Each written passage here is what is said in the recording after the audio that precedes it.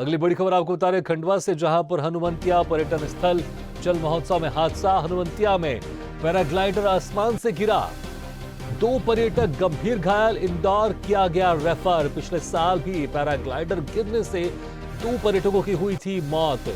Pilot ने खेत में इमरजेंसी लैंडिंग की कोशिश की।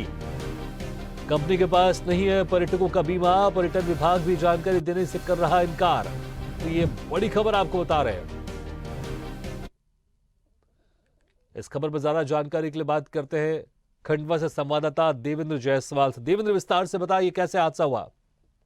जी बिल्कुल, मैं बताना चाहूंगा कि जो हनुमंतिया में यहाँ पर जो पर्यटन चल रहा है और यहाँ पर जो जल महोत्सव है, अभी अंतर्राष्ट्रीय पर्यटन महोत्सव हो गया है, क्योंकि यहाँ पर देश विदेश के सैलानी भी आते हैं।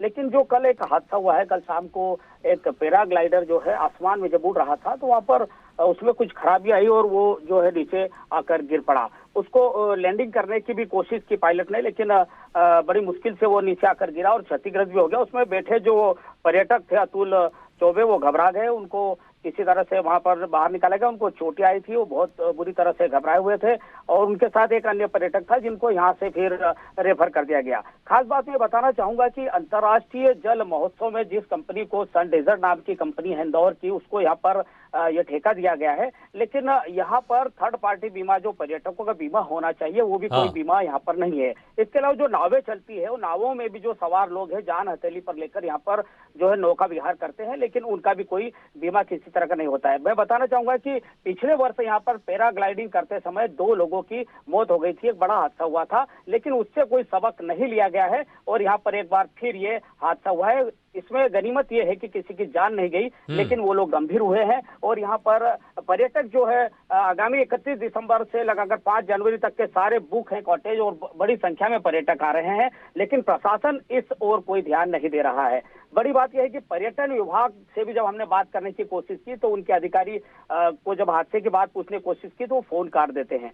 तो ये एक गंभीर मसला है। इस पर जिला प्रशासन सहित पर्यटन मंत्रालय, पर्यटन विभाग को भी इस पर विचार करना चाहिए कि ऐसी दुर्घटना ना हो।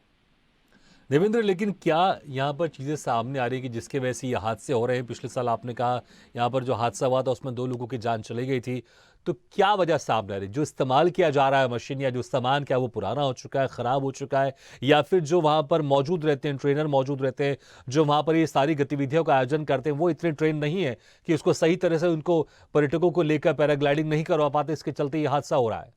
क्या वजह सामने आ रही है? भागीरथ जी, मैं बताना चाहूंगा कि जो यहाँ पर इतना रिस्की जो यहाँ पर जल विहार होता है, उसमें भी रिस्की तरीके से बोटिंग वगैरह होती है। जो पैरा सेलिंग है वो भी आसमान में उड़ते हैं, उसका भी कभी हादसा हो सकता है। लेकिन इनका कभी कोई तकनीकी परीक्षण कराया गया है या नहीं, इसकी कोई मीडिया को भी जानकारी नहीं दी जाती है और ना ही पर्यटन विभाग और प्रशासन के पास इसकी कोई जानकारी है। तो मैं इस मामले में जो है, हमने कई बार इन लोगों से जानने की कोशिश की, लेकिन उन्होंने कोई जानकारी उपलब्ध नहीं कराई।